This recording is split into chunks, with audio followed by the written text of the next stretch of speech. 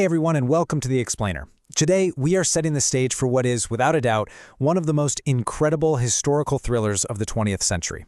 We're talking about a classic David versus Goliath scenario. It's this precise moment in time where a heavily outgunned force pulled off a miraculous, literally mathematically improbable victory that completely changed the course of world history.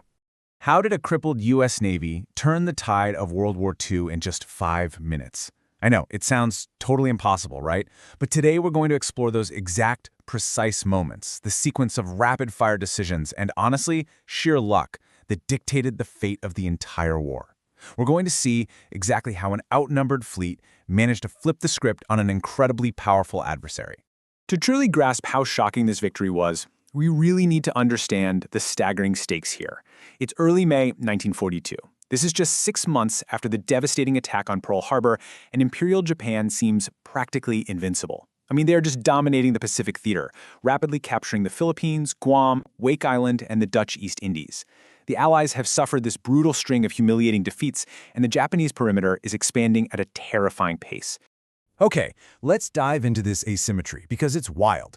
On one side, we have the formidable Japanese combined fleet, commanded by Admiral Isoroku Yamamoto.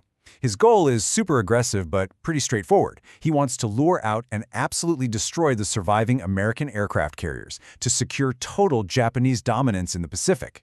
Against them, we have a crippled U.S. Pacific fleet relying on just 3 remaining carriers. It's a matchup that, on paper anyway, looks like a guaranteed Japanese victory.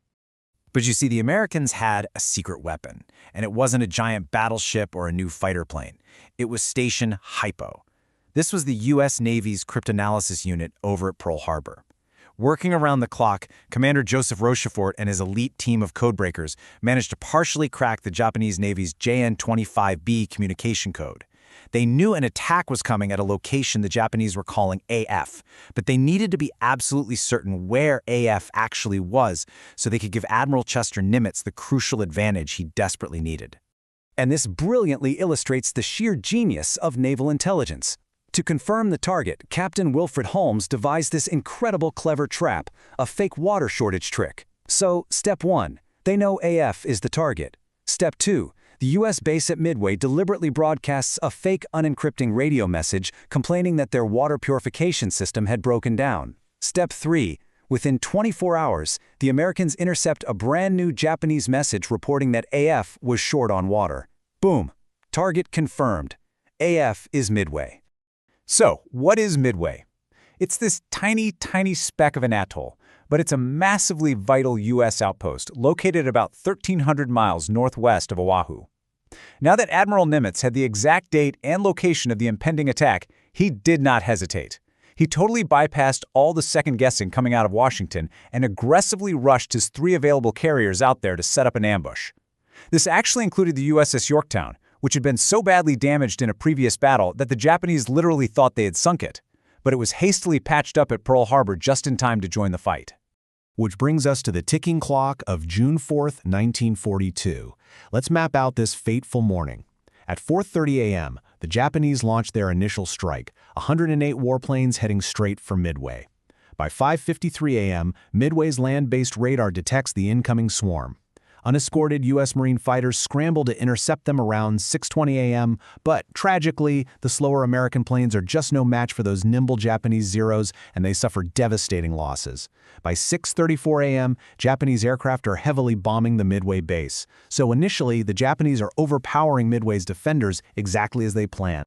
But here is where the battle turns into this agonizing tactical puzzle. We call this Admiral Nagumo's dilemma. The Japanese commander, Chuichi Nagumo, gets word from his returning pilots that a second strike on the island is absolutely necessary to destroy the airfields. So now, he has to make a heavily weighted choice.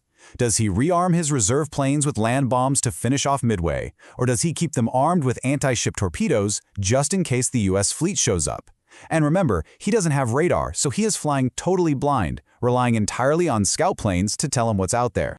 So, the crucial point is how this delay compounds into a total disaster. Nagumo initially orders his crews to switch over to land bombs, but suddenly, a delayed scout plane finally spots portions of the U.S. fleet. Nagumo immediately reverses his order, switch back to anti-ship torpedoes. Because they are rushing frantically, the heavy bombs and torpedoes aren't safely stowed away in the magazines. They're just left sitting out, cluttering the carrier decks right alongside fully fueled aircraft. To make matters worse, all this deck chaos delays the incoming Japanese aircraft returning from Midway from landing. They are creating a catastrophic vulnerability.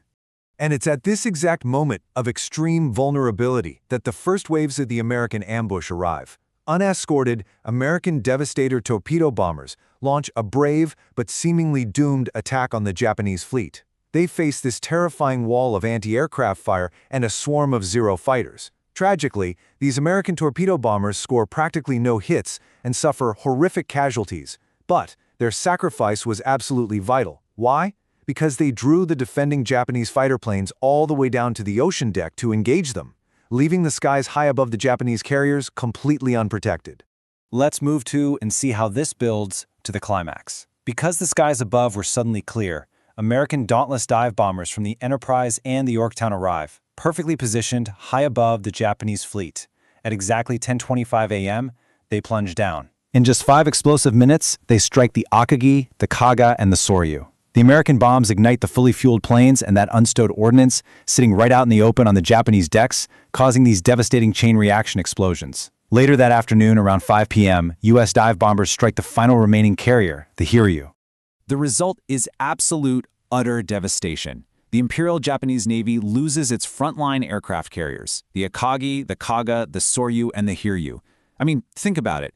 All 4 of these elite vessels had participated in the attack on Pearl Harbor just 6 months prior, raining terror across the Pacific, and now all 4 lay fatally damaged, burning and heading straight to the bottom of the ocean.